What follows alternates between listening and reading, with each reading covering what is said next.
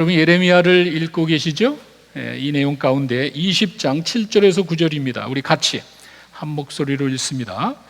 여호와여, 주께서 나를 권유하심으로 내가 그 권유를 받았사오며 주께서 나보다 강하사 이기셨으므로 내가 조롱거리가 되니 사람마다 종일토록 나를 조롱하나이다. 내가 말할 때에 외치며 파멸과 멸망을 선포하므로 여호와의 말씀으로 말미암아 내가 종일토록 치욕과 모욕거리가 됨이니이다. 내가 다시는 여호와를 선포하지 아니하며 그의 이름으로 말하지 아니하리라 하면 나의 마음이 불붙는 것 같아서 골수에 사무치니 답답하여 견딜 수 없나이다. 기도하겠습니다. 아버지 하나님 감사합니다. 저희들을 이곳에 불러주셨습니다. 그리고 저희들 믿음으로 나왔습니다. 찬양 가운데 거하시고 기도 들으시는 아버지 하나님, 이제 주의 음성 듣기를 원합니다. 부패한 저희들의 마음입니다. 빗나간 저희들의 마음을 하나님의 말씀으로 영의 양식으로 채우셔서 저희들이 이 땅에 살아갈 때 부족함이 없도록 하나님 붙잡아 주시옵소서. 예수님의 이름으로 기도했습니다. 아멘. 여러분 혹시 내가 지금 하고 있는 일을 때려치고 싶은 그런 마음을 가지신 적 있습니까? 뭐 학생이거나 뭐 직장인이거나 사업은 누구도 관계없습니다. 내가 지금 열심히 하고 있는 일을 때려치고 싶은 그런 충동을 한두 번 가지셨을 겁니다. 언제 여러분 그런 마음을 갖게 됩니까? 이거 정말 내 때려치고 싶다는 그런 생각을 언제 하십니까? 아마도 내가 열심히 일을 하는데 다른 사람들이 제대로 알아주지 않을 때 여러분들 아마 포기하고 싶은 그런 마음이 들 겁니다. 내가 열심히 노력해서 뭔가를 이뤄놨는데 사람들로부터 오는 반응이 싸늘합니다. 때려치고 싶을 겁니다. 나를 인정해 주지 않고 오히려 나를 조롱하고 내가 다른 사람의 비웃음거리가 된다면 여러분 어떻겠습니까? 나름대로 소신껏 최선을 다했는데 나에게 비난이 오고 어려움이 오고 고통이 온다면 여러분 어떻게 하시겠습니까? 선지자 예레미야가 그런 심정으로 사역을 했습니다. 다른 많은 선지자들과 예레미야는 정말 다른 모습을 가지고 있었습니다. 여러분 지난번에 이사야를 읽으셨죠? 바로 옆에 이사야 6장 8절에 가시면은요, 이사야가 하나님을 만났을 때, 하나님을 체험하고 났을 때 이사야는 담대하게 이야기합니다. 내가 여기 있습니다. 나를 보내소서. 누가 나를 위하여 갈고 이야기했을 때 이사야는 자신 있게 이야기합니다. 내가 가겠습니다. 본인의 분명한 의지를 가지고 하나님의 일을 하겠노라 이야기를 했습니다. 예레미야에겐 그런 게 없습니다. 아주 특이한 소명을 받은 사람입니다. 전혀 생각지도 않았고 정말 하고 싶지도 않은데 하나님이 부르셨습니다. 여러분 다 읽으셨으니까 예레미야 1장 5절에 가면은요 이렇게 나와 있습니다. 내가 너를 모태에 짓기 전에 너를 알았고 네가 뱃속에서 나오기 전에 내가 너를 따로 떼어서 성별했고 너를 여러 나라의 선지자로 세웠다. 예레미야 마음이 어떻겠습니까? 내가 뱃속에서 태어나기도 전에 나는 이미 갈 곳이 정해졌습니다. 내 의사와 전혀 관계없이. 엄마 뱃속에서 나오기도 전에 아무런 생각도 없는 그때 하나님은 이미 결정을 해놨습니다. 너는 이걸 해야 돼. 본인의 생각과 전혀 상관없이 어떠한 선택의 여지도 없이 예레미야는 이 하나님의 일을 해야 되는 것입니다. 영광스럽다고 이야기할 수도 있지만 사실은 좀 지나친 거 아닌가요?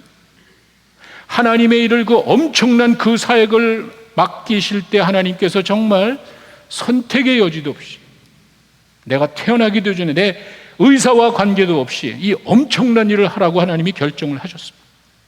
이러면 그냥 할 수 없이 그 일을 하게 됐습니다. 예레미야 반응이 어떠죠? 1장 6절에 가면은 예레미야가 이야기합니다. 슬프도소이다. 내가 이르되 슬프도소이다. 여호와여, 나는 아이라 말할 줄을 알지 못합니다. 그 이야기를 듣고 와, 영광스럽고 기쁘고 감사해서 하나님 감사합니다가 아니죠. 솔직하게 그런 감정은 하나도 없을 겁니다. 슬프대. 하나님의 소명을 받고 하나님의 일을 위해서 부르심을 받은 그 선지자의 마음속에 탄식을 합니다. 하나님, 어떻게 이럴 수가 있습니까? 나는 어린아이라는 게 조그마한 나이 어린아이를 말하는 게 아니겠죠. 경험이 없는 무지한 젊은이라는 아마 그런 뜻일 거야. 내가 아시다시피 내가 아는 거 하나도 없잖아. 경험도 없고 내가 준비된 게 아무것도 없잖아요. 어떻게 나보고 그 일을 하라고 하십니까?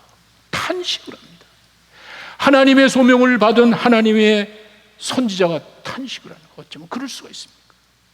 이렇게 예레미야 그 사역을 시작합니다. 더 기가 막힌 거는 그때 하나님의 반응입니다. 이렇게 탄식을 하는 예레미야에게 하나님이 이야기하시죠. 1장 7절입니다. 그런 소리 하지 마라. 내가 보내는 곳에 가서 내가 하라는 대로 해. 제가 우리 아이들이 가끔 하는 게 찍소리 하지 말고 그냥 해. 여러분, 아무리 좋은 일이라고 하지만, 아무리 하나님께서 나를 선택했다고 하지만 내 의사를 물어보지도 않고 그 내용이 어떤 건지도 모르고 일방적으로 하나님께서는 지명해서 넌 이걸 해야 돼. 내가 너를 어디든지 보내면 너는 그냥 가야 돼. 그리고 내가 지시하는 일을 너는 무조건 해야 돼. There is no choice. 예레미야는 이렇게 소명을 받았습니다. 아주 드문 예입니다. 하나님의 강권적인 주권에 의해서 좋게 얘기하면 하나님이 예레미야를 그렇게 예비해 두셨습니다. 예레미야 마음이 어떻겠습니까? 정말 영광스럽고 감사하기 이전에 자기 자신의 모습을 봤을 때 그 예레미야가 어떻겠습니까? 예레미야는 이렇게 주권적인 강권하심에 이끌려서 아무 준비도 없이, 선택의 여지도 없이 하나님의 일을 하게 됐습니다. 그뿐 아니라 개인적으로 예레미야는 아주 불행한 인생을 살았습니다. 16장 2절에 가면은요, 아주 기가 막힌 말이 나옵니다. 너는 결혼도 하지 말고 자녀도 가지면은 안 돼. 왜? 멸망이 오니까. 여러분 한번 생각해 보십시오. 이건 내 선택도 아니야. 내가 하고 싶어서 하는 것도 아니야. 무조건 나에게 그 힘든 일을 맡기시고 난 다음에 하시는 말씀이, 너 결혼하면 안 돼? 애기 가지면 안 돼. 왜? 다 죽을 거니까. 엄청난 재앙과 멸망이 오는데 무슨 결혼을 해? 무슨 애기를 낳고 그래? 그런 생각도 하지 말아라. 예레미야의 심정이 어떻겠어요? 생각지도 않았고 원치도 않았고 거기다가 결혼도 하지 못하고 애도 가지지 못하고 이렇게 소명받은 사람은 지금 아마 없을 겁니다. 이렇게 예레미야가 하나님의 사역을 시작합니다. 참고로 여러분, 비슷한 시기에 그러니까 미리, 앞으로 뒤로 미리, 그다음에 예레미야 사역의 마지막 이때 보시면은 스바냐, 하박국, 오바댜, 에스겔 이런 사람들이 비슷한 시기에 앞뒤로 겹쳐서 사역을 했습니다. 그런데 아무도 이렇게 소명받은 사람은 없습니다. 스바냐, 하박국, 오바댜, 에스겔 어느 누구도 예레미야 같이 일방적으로 소명받은 사람은 없습니다. 예레미야가 제사장 집안에서 소위 말하는 좋은 가문에서 태어났으니까 그렇게 되는지 모르지만 그건 아닌 것 같습니다. 그래서 우리가 흔히 예레미야를 눈물의 선지자라고 이야기합니다. 이제 내용을 읽어보신 분들은요, 상당히 감성적인 면이 있습니다. 예레미야의 그 슬퍼하는, 탄식하는 그런 내용들이 참 아주 우리 마음으로 울리는 그런 내용들이 있습니다. 그리고 더 중요한 거는요, 그 예레미야가 소명을 받고 사역하던 그 시기에 그 유다 사회는요, 정치적으로 사회적으로 혼란한 때예요. 그리고 예레미야가 전해되는 그 메시지는 별로 좋은 게 아니에요. 멸망이다. 하나님이 재앙하시고 너희들이 회개하지 않으면은, 너희들이 돌아서지 않으면은 너희들에게 하나님께서 심판하실 거야. 재앙이 올 거야. 멸망이 올 거야. 이런 말씀을 전해야 되는 그 예레미야의 그 심정, 그 아픈 마음, 많이 눈물을 이제 흘립니다. 자기의 그런 안타까운 마음을 이곳저곳에서 표현하는데 4장 19절에 가시면요, 이런 말이 있습니다. 슬프고 아프다. 내 마음속이 아프고 내 마음이 답답하여 잠잠할 수 없으니 이는 나의 심령이 나팔소리와 전쟁의 경보를 들음이라. 내가 지금 전쟁의 사이렌 소리를 듣고 있단 말이에요. 전쟁의 예보를 알리는 그 경보를 내가 듣고 있는데 마음이 어떻겠어요? 너무 슬픈 거예요. 내적인, 여기서 슬프다는 그 말은 내적인 그 고통의 어떤 극치라 그럴까? 어떻게 하나님의 백성에게 이런 엄청난 재앙이 올 수 있나를 예레미야는 듣고 그 백성들이 멸망당할 걸 생각하니까 가슴이 아픈 거예요. 눈물을 흘리는 거예요. 9장 1절에 가시면은요, 어쩌면 내 머리는 물이 되고 내 눈은 눈물의 근원이 될고 죽임을 당한 딸 내 백성을 위하여 주야로 울리라. 이 말은 하도 많이 울어가지고 눈물 샘이 말랐대. 예레미야는 자기 백성을 생각하면은요, 회개하지 않고 멸망당할 자기 백성을 생각했을 때 얼마나 눈물을 흘렸는지 눈물의 샘이 말랐대. 또 다른 눈물 샘이 터지기를 바랄 정도로 예레미야는 엄청 울었습니다.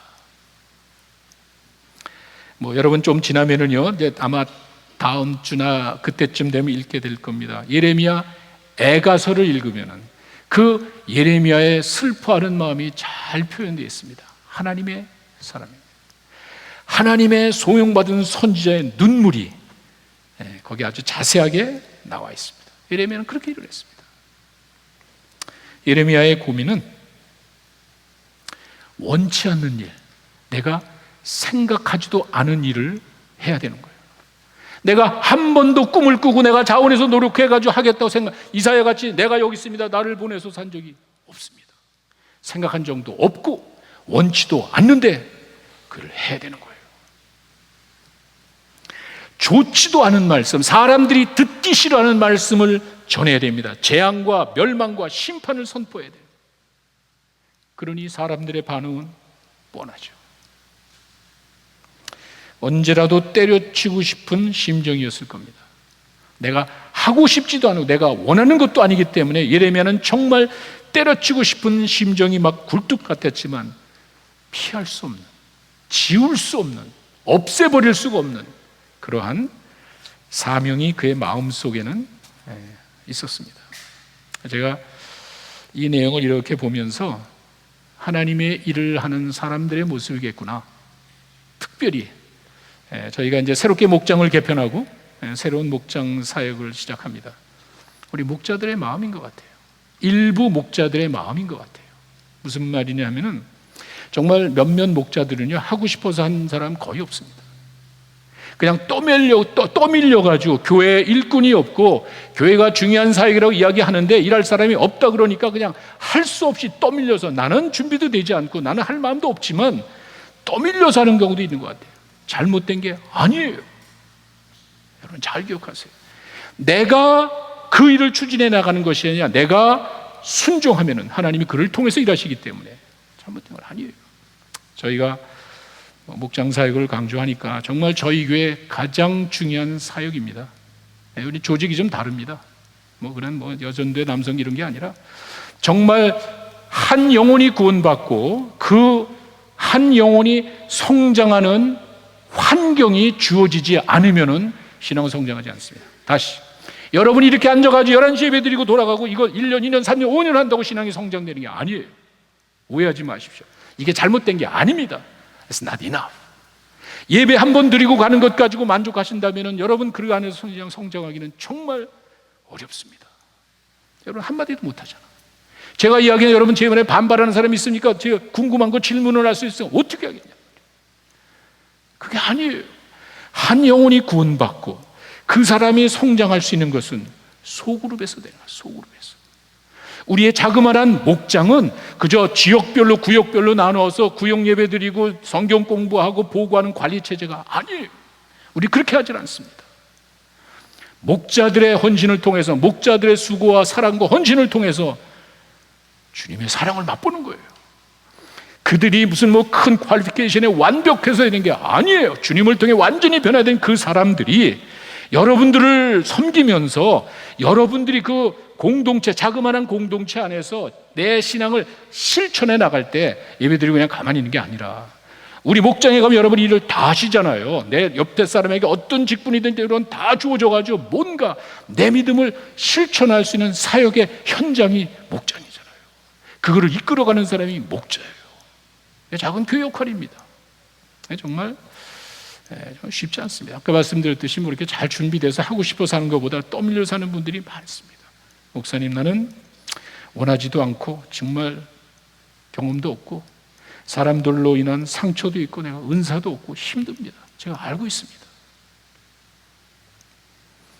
그러나 하나님의 일을 해 나가야 되는 이 절박한 순간에 그 하나님께서 정말 그 마지막, 유다의 마지막 멸망 때에 가장 많은 선지자를 보내는데 그 중에 특별히 예레미야를 선택해서 본인의 의사와 관계없이, 본인이 원함과 관계없이 하나님의 일을 위해서 쓰임받는 사람이 있단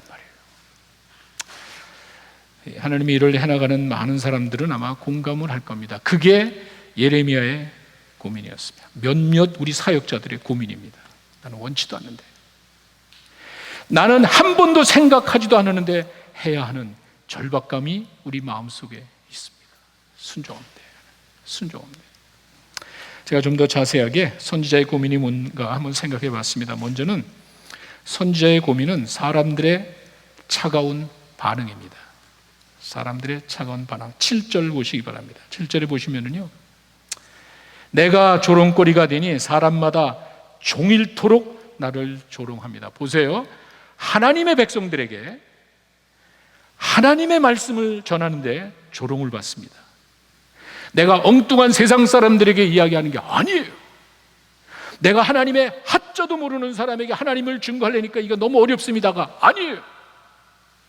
하나님의 백성들에게 당신들 회개하지 않으면, 이제 여러분들이 빨리 우상 숭배하지 말고 하나님으로 떠난 그 신앙이 빨리 회복되지 않으면 당신들은 멸망당합니다. 하나님의 백성에게 하나님의 말씀을 전하는데 조롱을 받습니다. 차가운 반응을 받습니다. 어떻게 했어요? 이게 선지자의 고민입니다. 조롱받는 정도가 아니죠.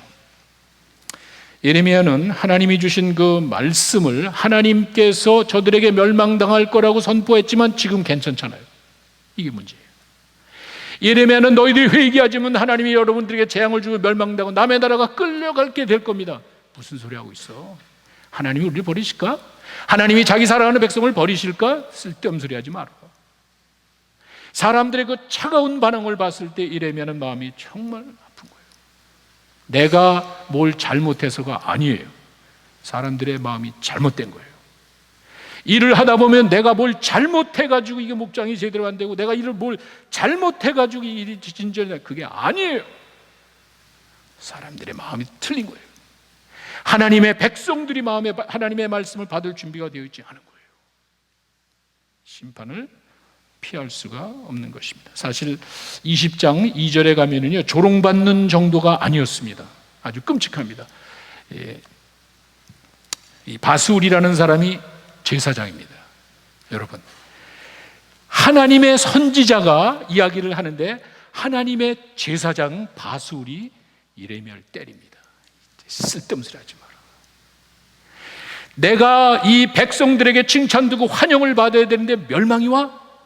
내가 이 사람들로부터 좀 뭔가 받아야 되는데 이 선제 엉뚱한 놈이 와가지고 야 멸망당할 거 회개해야 돼. 쓸데없는 소리 하지 마라. 그냥 따구를 때리면서 예레미야 비튼 그냥 막 두들겨 팬 거예요. 그리고 나서는 나무로 만든 고랑, 이 착고라 그러죠. 이게 목만 매다 떠들지 못하게 말 못하게 착고를 갖다 꽉 끼워버렸어요. 왜 그러죠? 하나님이 주신 말씀을 전하는 것 때문에. 하나님의 백성이 하나님의 말씀을 듣고 반응을 저렇게 보입니다. 힘들잖아요. 내가 뭐 진짜 뭐 선교지 가서 믿지도 하나님 모르는 사람에게 뭘 전하다 보니까 박해되고 어려움 당하고, 그거 있을 수 있죠. 하나님을 아는 사람들 아니에요. 하나님을 잘 믿는 사람들 아니에요. 그 사람들이 이렇게 반응을 보인다고 마음이 어떻겠어요?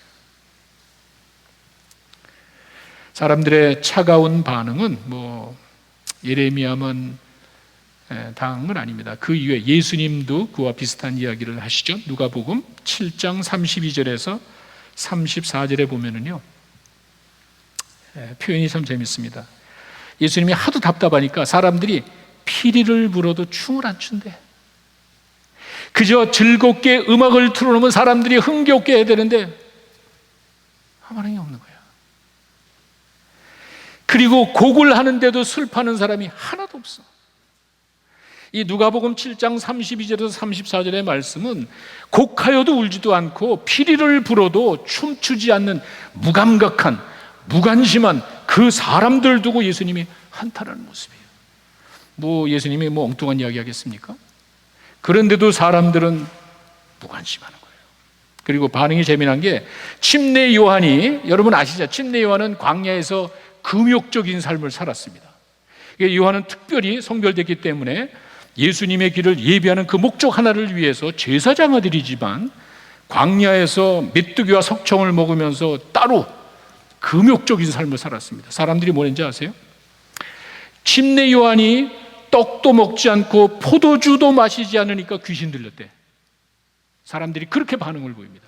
특별히 하나님께서 따로 성별해가지고 광야에서 금욕적인 삶을 살면서 예수님의 그 길을 예비하려고 준비하는 그 요한이 떡도 안 먹고 포도주도 안 마시니까 귀신 들렸대. 그렇게 이야기하는 사람이 예수님에게는 인자가 왔을 때 뭐라 그러죠? 예수님은 떡도 마시고 포도주도 마시니까 한다는 소리가, 저 사람이 먹기를 좋아하고 포도주를 즐기네?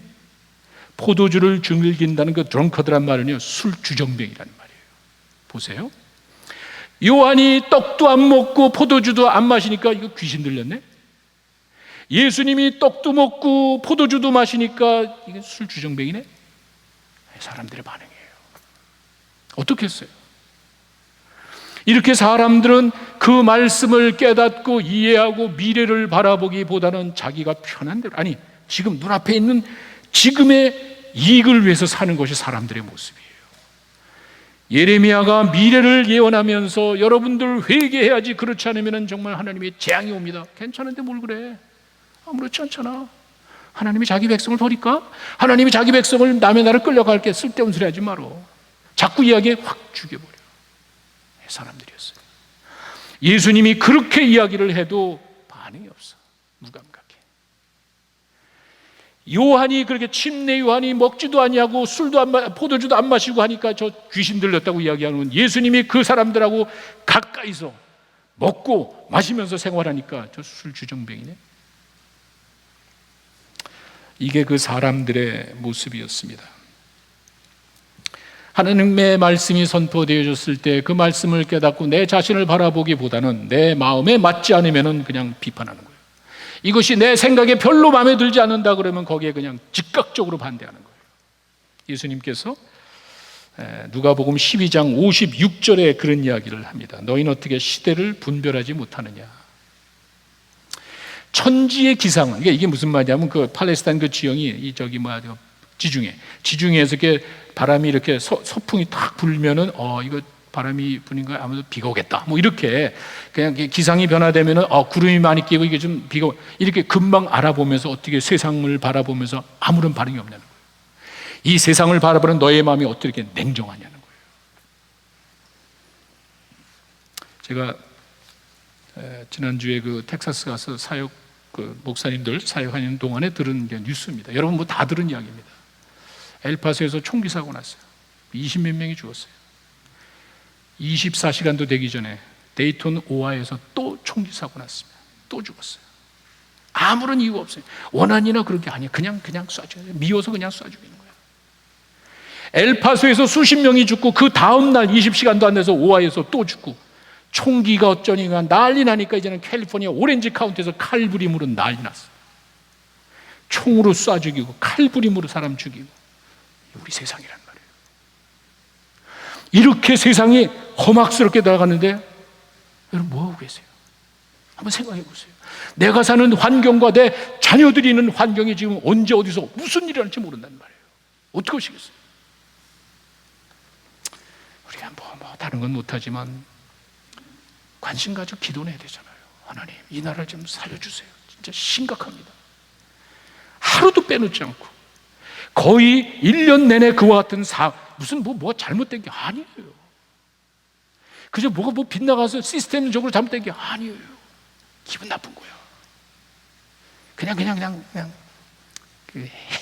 그냥 미움 때문에. 여러분 한번 생각해 보세요. 그 사람의 어떤 행위가 잘못되고 그 사람이 나에게 해를 끼치는 게 아니에요. 색깔이 다르다고, 피부 색깔이 다르다고 그럴 수 있냔 말이에요. 우리의 세상이 그렇게 변하고 있습니다. 우리가 그런 세상을 바라보면서 예수님께서 너희는 어떻게 천지 기상은 그냥 축축 예언하면서 이 시대를 분별하지 못하느냐. 사람들이 무감각한 말이에요. 하나님 일을 하다 보면은 특별히 우리 목자들이 힘든 거는요, 정성껏 열심히 정말 음식도 준비하고 말씀 준비하고 막 손꼽아 기다리는데 여러분이 나타나지 않으면 참 마음이 아픈 거예요. 뭐 해보지 않은 사람은 모를 겁니다. 목장에 뭐 10명이 있고 2명, 3명 그거 관계없이 하여간 한 사람 놓고 기도하고 준비했는데 보이지 않으면은요 마음이 아픈 거예요. 한 사람 놓고 목자들이 다 기도합니다. 제가 개런티 우리가 가장 기본적인 목자들의 사명은요, 목원들에서 기도하니까 그건 하죠. 제가 여러분 다 기도 못합니다. 그렇게 한다는 거 제가 거짓말이에요. 전 못해요. 그러나 저에게 기도 제목을 주거나 가까이 있는 사람은 할 수 있잖아요. 목장에서 10명 되지 않는 사람들, 우리 목자들은 하루도 뺀죠. 저는 그렇게 믿고 있어요. 정말 목원들 한 명 놓고 기도하잖아요. 근데 전화 안 한다고 불평하잖아. 그렇게 그 사람을 위해서 준비하고 기도하면서 정성껏 준비하지만 나에게 관심도 없대. 전화도 안 한대. 그건 잘못된 건 아니에요. 제가 얘기하는 건 그렇게 하나님의 일을 하는 사람들이 사람들로부터 오는 그 차가운 반응 때문에 참 힘들겠구나. 예레미야가 그걸 느꼈고 예수님이 그런 걸 느꼈고 지금 우리도 똑같습니다. 여러분들이 우리 목자들을 많이 좀 이해를 해 주셔야 될 것 같아요. 8절에 가시면은요, 여호와의 말씀으로 내가 치욕과 모욕을 당합니다. 한번 생각해 보세요. 하나님의 말씀 때문에 내가 모욕을 당한대. 하나님의 말씀을 통해서 치유와 회복이 나오고 마음의 평안이 주어지는 것이 아니라 하나님의 말씀으로 내가 모욕을 당하고 있습니다. 그 예레미야 심정이 어떻겠어요? 예레미야의 예언이 성취되지 않은 상황에서 멸망을 이야기하니까 너희들이 회개하는 멸망당할 것이야. 좀 괜찮은데 멸시를 당하는 거예요.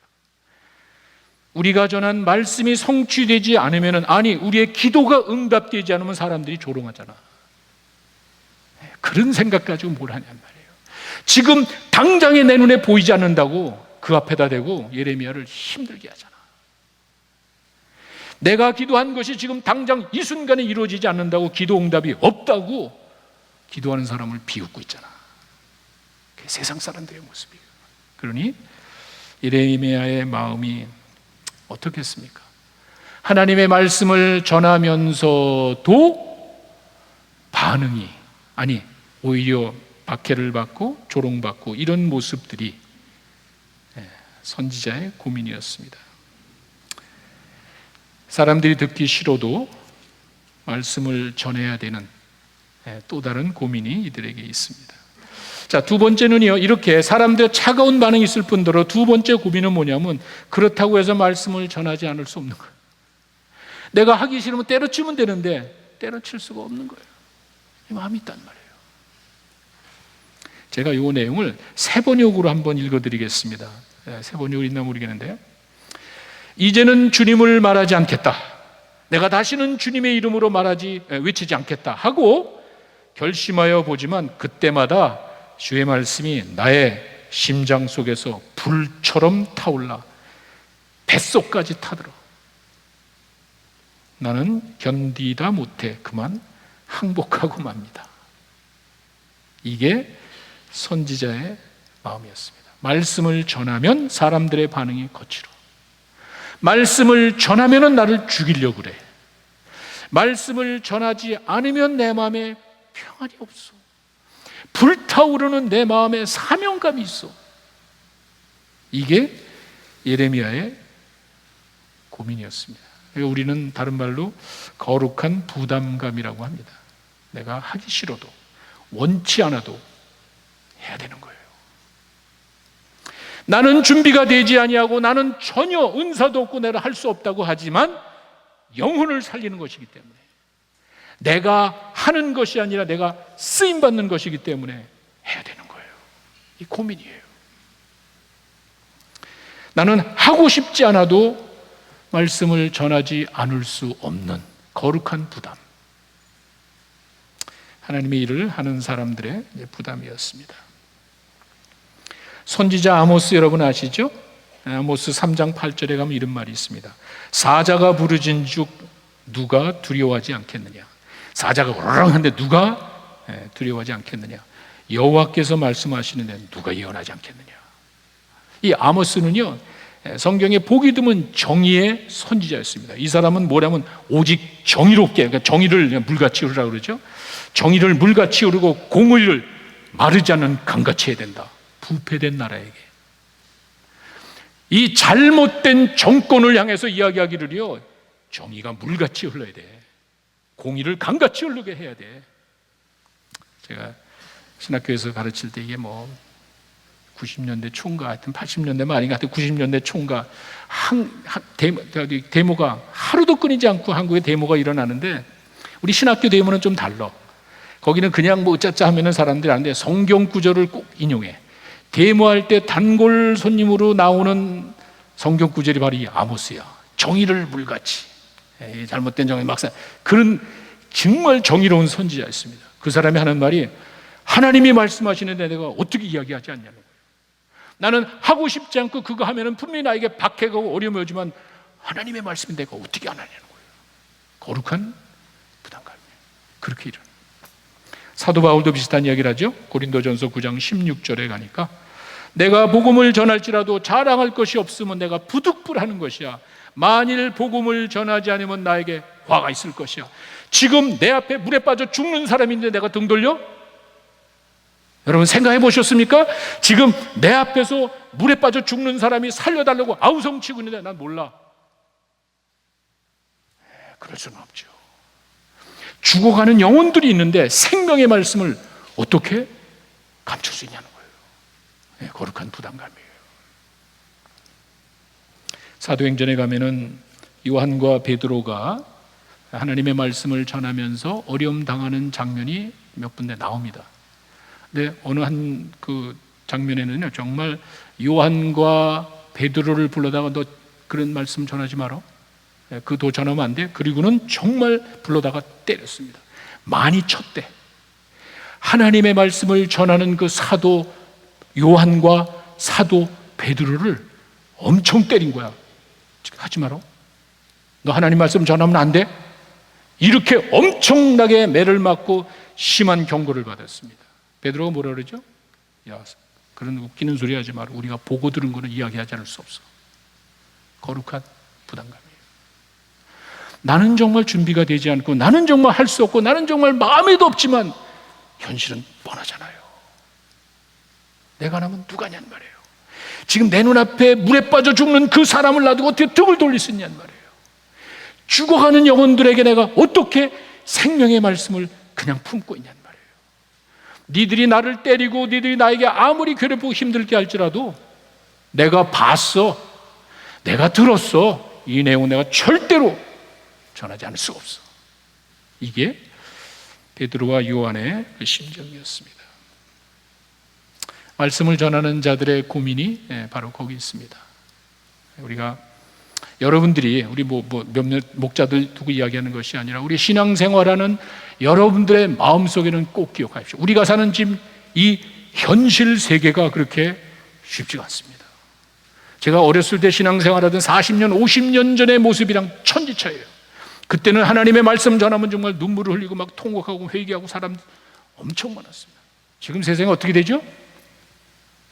그게 아니잖아요. 제가 가끔 여러분들에게 이야기를 하지만 종교다원주의라고 그래서 신에게, 하나님에게 가는 길은 많은 거야. 종교다원주의는요, 그냥 신학적으로 철학적으로 이야기하는 게 아니에요. 종교다원주의라는 말은요, 우리 모든 사람들의 마음속에 은근히 깔려있단 말이에요. 신에게 가는 길이 많아. 불교, 유교 뭐 많아. 왜 기독교만 유일하다 그러니? 사람들이 학교에서 그렇게 배우고 있단 말이에요. 우리는 하나님의 말씀에 나는 길이요 진리요 생명이네 나로 말미암지 않고는, 그 쓸데없는 소리 하지 마. 다른 데 없어? 그건 너희들 얘기지. 여러분 아이들이 학교 다니면서 배울 때는요, 그냥 어려서부터 종교다원주의라는 말은 쓰지 않을지라도 그냥 은연중에 그런 말을 하는 거예요. 신에 가는 게 종교 많잖아. 그거 다 나름대로 뜻이 있고 그걸 살려주고 그걸 인정해 주지. 왜 니들만 강조하니? 이런 사회에 우리가 살고 있다고. 포기하시겠어요? 내 지혜와 내 능력 가지고는 어림도 없지. 내가 하는 게 아니에요. 여러분이 하나님의 말씀을 전할 때 예수님이 약속하셨죠? 말씀을 생각나게 하는 이는 성령이신 줄로 믿습니다. 전하시면 돼요. 하나님께서 성령을 통해서 믿는 사람, 말씀을 받는 사람들의 마음을 움직여 주실 줄로 믿습니다. 그래서 우리가 하는 거예요. 포스트 모던? 수없이 들었잖아. 그게 무슨 말입니까? 포스트 모던이야. 모던, 현대 이후야. 현대주의는요, 과학적 합리적 사고방식을 갖는 게 현대인의 생각입니다. 모든 것이 과학적으로 역사적으로 합리적으로 이해가 돼야 사람들이 받아들였는데 그 이후야. 그 포스트 모던은요, 모던 이후야. 그건 뭐죠? 필이야, 필. 뭐 과학이고 합리 아무 소용이 없는 거예요. 내가 느껴야 되는 거예요. 필이 꽂혀야 되는 거예요. 내 개인적인 성취를 최고의 선으로 느끼는 게 포스트 모던의 특징이에요. 뭐 다른 거 아무 소용 없어. 뭐 진리고 다 소용 없어. 내 마음에 감동을 주네? 그게 최고야. 그게 요즘 사람들의 생각이란 말이에요. 근데 그걸 부인해라? 내 개인의 성취를 최고의 선으로 생각하는 그 사람들에게, 포스트 모더니즘에 쩌들려 있는 그 사람들에게 내 느낌이 최고고 내가 모든 걸 컨트롤해야 돼. 나를 포기해라? 이게 되겠습니까? 이런 환경이 우리가 있다고. 우리가 생각할 수 없는 그 환경에서 우리가 어떻게 하냐면 사람들의 차가운 반응이 있고요, 조롱도 있고요, 박해도 있습니다. 이게 지금 우리가 사는 삶의 현실입니다. 어떻게 하시겠습니까? 이레미야는 눈물을 흘리며 순종합니다.